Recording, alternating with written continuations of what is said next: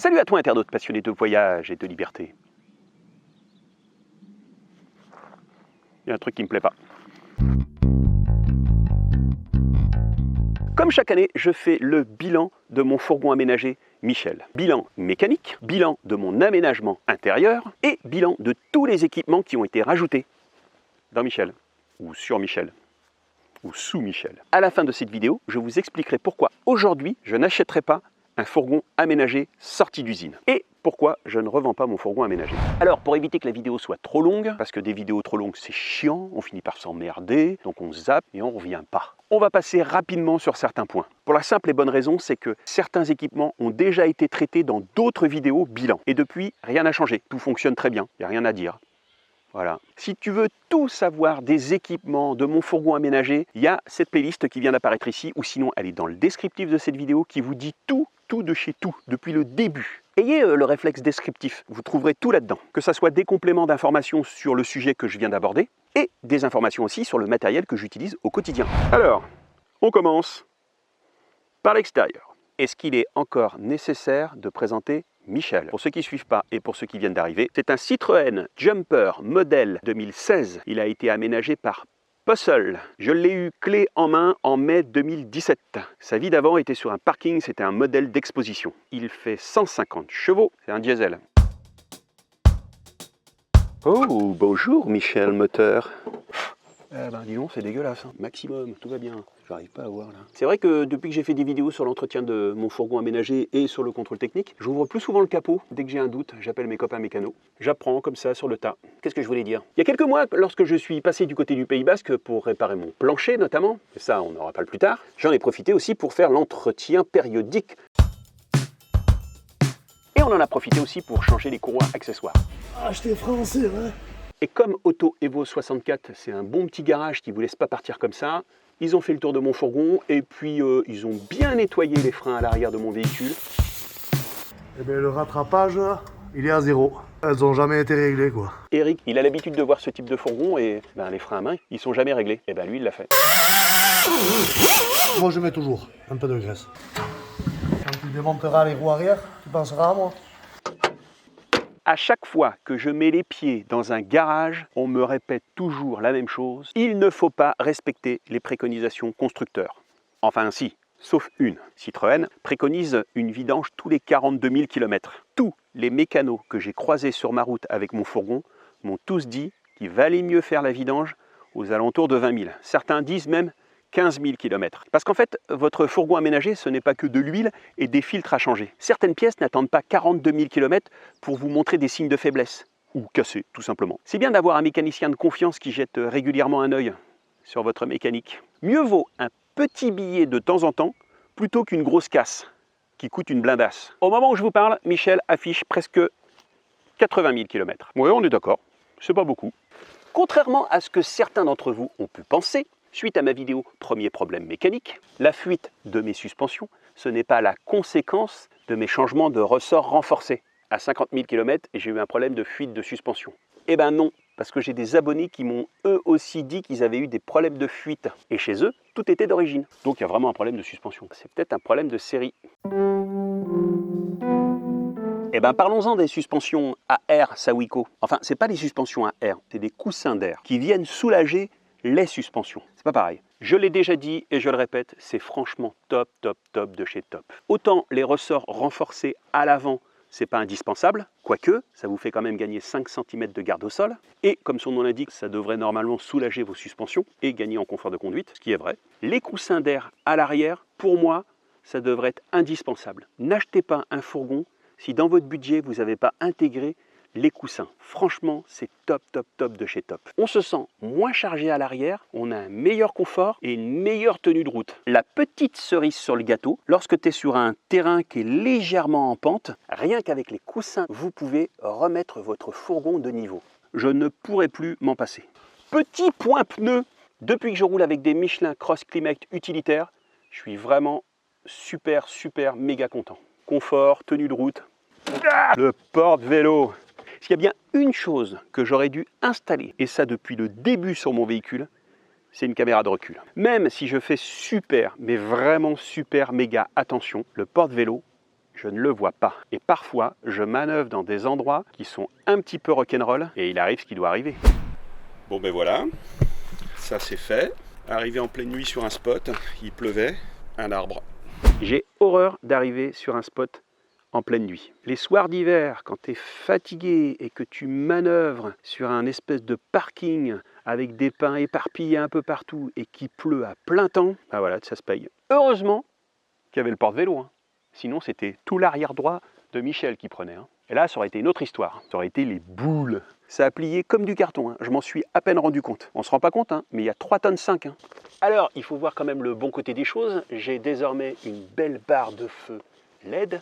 C'est sale, mais c'est beau. Bon, on en parle du marchepied? Non, on n'en parle pas du marchepied. Vous êtes sacrément nombreux à m'envoyer des messages pour me dire que vous aussi, votre marchepied, il en a pris un coup. Ça fait partie de ces équipements que les fabricants s'acharnent à vous poser sur votre fourgon. Et ils sont totalement inadaptés. À croire qu'ils n'écoutent jamais les utilisateurs. Ça, on en reparle plus tard. Le bas de caisse du fourgon, je l'ai abîmé, une souche d'arbre. Elle a commencé à passer sous le bas de caisse, ça a frotté, elle est passée juste à côté du silencieux que j'avais changé il y a 3 mois. Mais par contre, elle a fini sa course dans le réservoir d'eau grise, pile poil au milieu. Bam! Ça fait comme ça.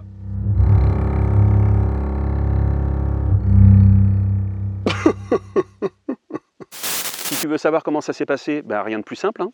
Tu cliques sur le lien qui vient d'apparaître ici ou il est dans le descriptif de cette vidéo. Ça rouille ou pas? Non, ça rouille pas. Peut-être falloir trouver un carrossier quand même. Alors, mon fourgon aménagé est lui aussi atteint par la maladie PSA, une maladie de peau. La peinture s'écaille et malheureusement, je ne suis pas le seul. J'ai croisé Alain il y a quelques semaines, il en a eu pour 400 € pour la même chose que moi. Hein. C'est dingue parce que ça fait des dizaines d'années que ce problème existe sur les carrosseries PSA et ça continue. Alors, est-ce que c'est pris encore en charge par la garantie? Je sais pas, je me suis pas encore renseigné. Faut que je fasse vite parce que là, mon fourgon, il a bientôt 5 ans. On a tout dit là sur l'extérieur. Ah non, les panneaux solaires, rien à dire là-dessus. Les fixations, ça fixe, ça fonctionne toujours encore. Ça va faire presque 4 ans là, ça bouge pas. Si, faut quand même dire que j'ai rajouté un Smartorion. C'est une espèce de coupleur séparateur super intelligent. Dès que je roule, ça recharge ma batterie de travail avec un courant de charge jusqu'à 30 ampères. Si en plus il y a les panneaux solaires, ça recharge hyper vite. Ça m'a permis de me passer du groupe électrogène cet hiver. Enfin, pas totalement, hein, mais je l'ai beaucoup moins utilisé que les autres années. Ah, d'ailleurs, le groupe, c'est un 2 kW, il existe aussi le 1000 watts. Vraiment, j'en suis super content. Il n'est pas si bruyant. C'est dommage que chez ITC Power, ils n'aient pas fait une promo un peu plus longue. LJVS, pour faire du bon boulot. LJVS, Super Pro. Là, c'est vraiment l'endroit où je passe une grande partie de mes journées. Je mange, je travaille. C'est vraiment une des parties du fourgon qui est le plus utilisée. Ça fait quoi, 2-3 ans que je laisse cette table? Elle est top. Top de chez top. Bon, en fonction du temps, c'est plus ou moins difficile de sortir la tablette, mais n'empêche qu'elle est bien pratique. Elle a des pètes de partout, elle est toute patinée. Tu sens qu'elle a vécu, quoi. C'est une table avec de l'âme. Merci Laurent Jacquet pour ce beau cadeau. Parmi les expressions de chantier, celui qui a perdu sa mère, il va pas venir la chercher là. Un âne, on n'en fait pas un cheval de course. Tu sais, des fois, tu fais un truc, tu fais de la merde, tu dis putain, je travaillais comme ça quand je me suis fait virer. Côté aménagement intérieur, pour ce qui est des meubles, ça vieillit plutôt pas mal. De temps en temps, il y a une petite vis à resserrer. J'ai quand même eu 1 ou 2 charnières qui ont pété. Mais c'est normal, un fourgon aménagé, c'est un peu comme un bateau. D'ailleurs, pour les réparations du quotidien, j'utilise ça. Alors ça, c'est le Super Tool de chez Laserman et je l'ai depuis 1998. Ceux qui travaillent ou ont travaillé dans le cinéma ou la télévision, ils connaissent très très bien cet outil. C'est l'outil que tous les techniciens ont dans leur poche, enfin à leur ceinture. Parce qu'en fait, il y a une pochette pour mettre... Même l'étui, il est de 1998. Hein. Je le kiffe. Lui, il en a vu des tournages, hein, et il en a vu des stars. Il a vu Tom Cruise, il a vu Lionel Richie. Il a vu aussi des trucs que je peux pas vous dire. Alors, autant te dire que lorsque la marque m'a proposé d'être ambassadeur, j'ai pas hésité une seule seconde. Alors ce qui est très drôle, c'est qu'en préparant cette vidéo, j'ai appris que Tim Laserman, le créateur de la marque, il a inventé cet outil suite à un road trip qu'il avait fait en Europe en 1975. Comme quoi, les road trips, c'est source d'inspiration. Toujours en préparant cette vidéo, j'ai appris un truc, c'est qu'il est garanti 25 ans. 98, 25 ans, 2023. J'aimerais bien qu'il me répare la petite partie tournevis. Alors pas le cruciforme, mais la partie tournevis plat, le tout petit là. Des fois, il va un peu comme un bourrin. Alors, ils m'ont quand même envoyé un nouveau modèle qui s'appelle le Signal. Alors lui, il est spécial camping. Il y a une pierre à feu et il y a même de quoi aiguiser son couteau. Non, c'est pas mal, hein. Il est bien celui-là. Hein. Il y a le décapsuleur. Je l'aime beaucoup parce qu'il a de la gueule et puis aussi il a un truc tout bête, c'est que tu peux... Et avec une main. Ça c'est cool. Là-dessus, ils ont quand même gardé la qualité des Airman, légendaires, que l'on connaît. C'est bien fait, c'est bien conçu. J'ai pas eu le temps de tout essayer en conditions réelles. Comptez sur moi pour vous faire des retours sur Instagram et peut-être dans une prochaine vidéo YouTube. Côté robinetterie, ça commence à donner de sérieux signes de faiblesse. Hein. Ça vieillit vraiment pas bien parce que ces trucs en plastique, l'espèce de chrome plastique, quand ça se dégrade, ça devient très coupant. Et j'ai été obligé de mettre des adhésifs. Rien qu'en manipulant le robinet, je me coupe. Alors, je suis en train de chercher une solution pour remplacer cette espèce de mitigeur que je ne veux pas racheter dans des boutiques spécialisées de vente de camping-car parce que c'est vendu beaucoup trop cher pour ce que c'est. Je veux trouver une solution durable. Alors, on va pas passer par 4 chemins. L'isolation du fourgon, elle est à chier. C'est bien simple, il n'y en a pas. Je me rappelle de mes toutes premières vidéos où je me disais que j'avais pas froid dans le fourgon. C'est normal en fait, c'est le chauffage qui fait tout le boulot. Sur les parois du fourgon, on a un revêtement plastique qui épouse bien la forme, et c'est tout. Il n'y a rien d'autre. Dans certaines zones, il y a juste les meubles qui cachent les misères. Enfin, la tôle. Isolation, 0. Pour le sol, l'isolant, il est anecdotique. On ne pourra pas dire qu'il n'y en avait pas. Pour le plafond, je sais pas. Je ne l'ai jamais démonté, j'ai jamais regardé. L'avant du fourgon, les portes arrière, la porte latérale, même pas un petit peu d'armaflex à l'intérieur des portes.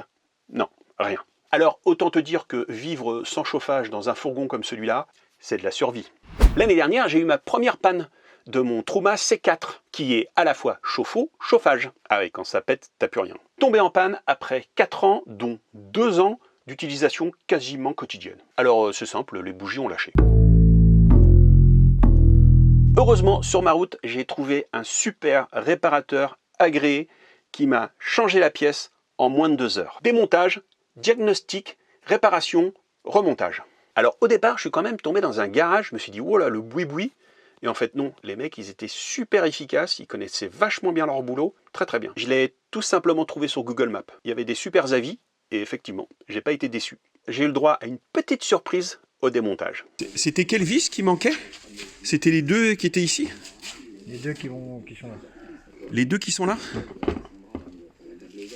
Et ouais. Il manquait 2 vis à l'intérieur de l'appareil. Non mais, Michel, même 4 ans après, j'ai des surprises. Alors, ce que je vais vous dire est improuvable. Et de toute façon, j'aurai jamais le fin mot de cette histoire. Mais le réparateur, et ça m'a été confirmé par un de mes abonnés lorsque j'ai évoqué cette histoire sur Instagram, m'ont peut-être donné une explication. Évidemment, c'est une supposition. Donc je n'accuse personne. Je suppose. Mon fourgon aménagé était un modèle d'exposition. Parfois, lorsqu'il faut remplacer une pièce en urgence sur un véhicule, certaines concessions ne vont pas s'emmerder, elles vont aller la chercher sur un modèle d'exposition. Une fois que la nouvelle pièce de rechange est reçue, on la remonte sur le modèle d'expo. Dans le principe, ça ne me choque pas. Par contre, quand le remontage est mal fait, ça me fâche un peu. Et surtout, quand c'est mon fourgon. Pas déconner. Alors, jamais je ne saurais si le problème vient de chez Arpajon, près de Paris. J'ai un très très mauvais souvenir de cette concession, en particulier du SAV, du juste à côté, parce que c'était eux qui faisaient le SAV de mon fourgon. L'histoire de la pompe à eau, elle est toujours restée là en fait. Alors, ça pourrait venir de l'assemblage du Truma. Le réparateur qui, lui, a visité les usines Truma m'a dit que le contrôle qualité était très exigeant chez eux. Mais bon, on sait jamais. Dernière hypothèse, ça pourrait être moi qui aurais pu démonter ce Truma, et après, vu le merdier que c'était, de refiler la bête au réparateur. Ça aurait pu. Pour être très honnête avec vous, j'y ai pensé. Démonter tout seul le Truma et réparer ses bougies. Parce que j'avais vu sur internet qu'on pouvait s'en procurer. Donc je me suis dit que j'allais peut-être le réparer tout seul. Mais t'as l'impression dans mon fourgon, ils ont posé le Truma et après ils ont mis les parois autour. En se disant, ouais, de toute façon c'est pas prêt de sortir d'ici. Accéder aux écrous, débrancher les arrivées et sorties d'eau, jamais ils se posent la question de se dire, ah, à un moment donné, il faudra le sortir le truc. Jamais. Et après, démonter un appareil au gaz que tu ne connais pas, non, je préfère donner le bébé à des professionnels pour qu'ils s'en occupent. Même si ça m'a coûté 434 €. Côté lit, on est plutôt pas mal. Du côté des mousses, ça vieillit bien. Après 4 ans, elles commencent à avoir des signes de faiblesse. En fait, plus d'un côté que de l'autre, puisque je dors plus de ce côté-là que de ce côté-là.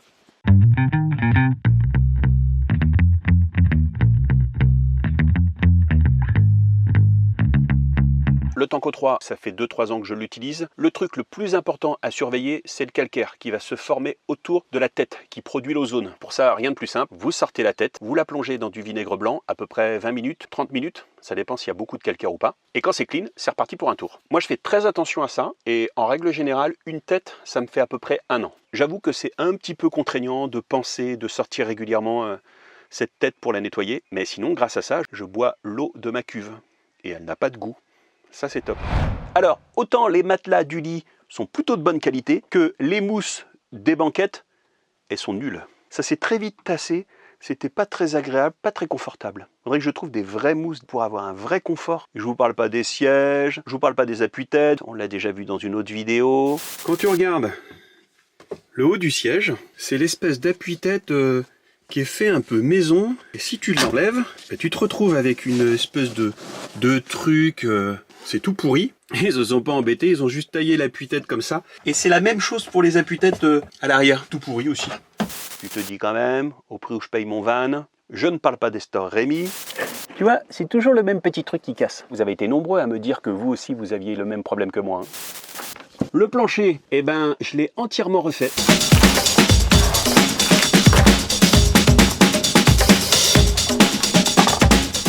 Si tu veux connaître tout de cette histoire, je te propose de cliquer sur le lien qui vient juste d'apparaître ici, ou alors il est dans le descriptif de cette vidéo. Côté salle de bain, on va pas y rester très longtemps puisque je n'ai rien fait. J'ai toujours le même rideau, j'ai toujours ce lavabo avec ce problème d'humidité, et j'ai toujours les toilettes chimiques. Le petit point alarme, ça fonctionne super bien. Alors ce que j'aime bien, c'est qu'elle sait se faire oublier. Je l'entends que quand je l'active et que je verrouille les portes, et je l'entends quand je déverrouille les portes. Voilà. Des fois, je suis un peu en mode parano et je me dis, est-ce que j'ai bien fermé Michel? Alors, avec l'application, il me dit si Michel est bien fermé ou pas. Pour les gens qui ont des tocs, c'est pas mal non plus. Voilà.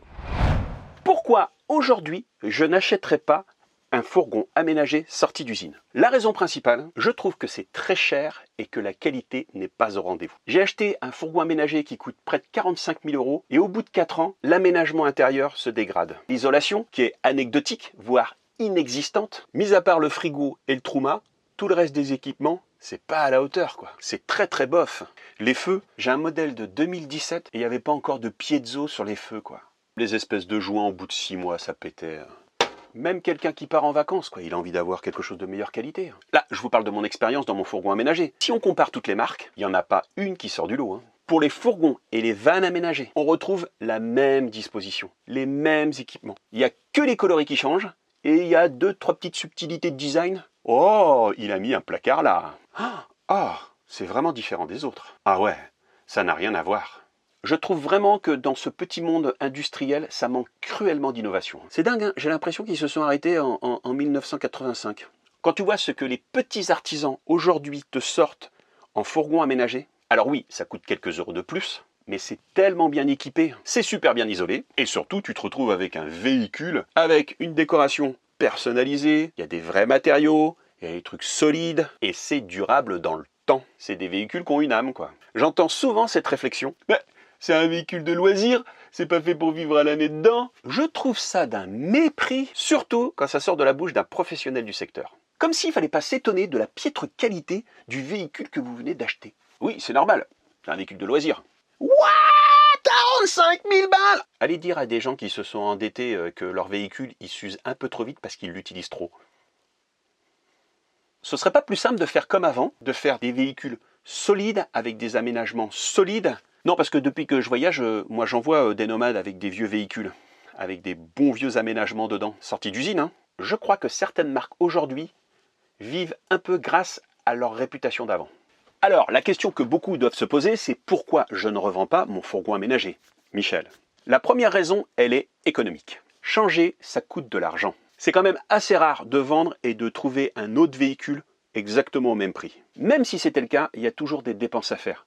2-3 trucs en plus à rajouter. J'ai pas envie de rentrer dans ce jeu de la consommation ou de la surconsommation. Ça me plaît pas, alors je change et j'achète autre chose. En plus, le porteur c'est un Citroën Jumper et il me convient très bien. Mécaniquement, j'ai pas de soucis. Il a ses défauts, certes, mais ça va, hein. En plus, maintenant, il est quand même super bien équipé, quoi. Des super suspensions, des super pneus, un porte-vélo, des panneaux solaires. Je vais quand même pas changer un Michel suréquipé pour un autre véhicule qu'il va falloir resuréquiper. Ah, j'ai le système d'alarme aussi. Et puis, en ce moment, le marché, il est très tendu. Trouver un van, un fourgon aménagé ou un camping-car, c'est pas simple. Hein. Acheter du neuf, aujourd'hui, même avec un bon de commande, t'es pas certain d'être livré. Et pour les véhicules d'occasion, c'est très très cher. Les véhicules, ils sont surcotés. En ce moment, tout se vend et tout s'achète. Faut être au taquet, hein, parce que les bonnes occasions, elles partent dans la journée. Enfin, pour finir, même si tu as réglé cette histoire de véhicule, trouver un artisan aménageur, c'est pas simple non plus. Pour beaucoup, leur carnet de commandes, il est rempli jusqu'en 2023. Alors oui, il y a plein de petits artisans qui se lancent par-ci par-là. Mais il faut les trouver. Attention quand même, je mets beaucoup en avant les artisans aménageurs de vannes. Il y en a qui bossent très bien, et il y en a, c'est un peu des charlots. Renseignez-vous! Donc, vous l'avez compris, je garde mon Michel, mais on va quand même changer 2-3 trucs à l'intérieur. Je dis ça, je dis rien. Désolé pour des histoires de vidéos pas trop longues, j'ai enlevé la partie CB et la partie antenne et routeur double SIM 4G. Je vous en reparle très vite dans une prochaine vidéo. Voilà, j'espère que cette vidéo vous a plu. N'hésitez pas à chatouiller les algorithmes, à mettre un petit like et à donner vos impressions en commentaire. Et sur ce, allez, à plus, salut, ciao!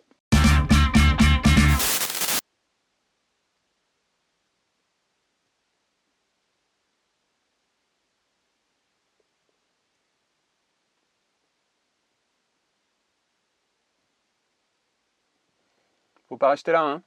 Faut partir, hein.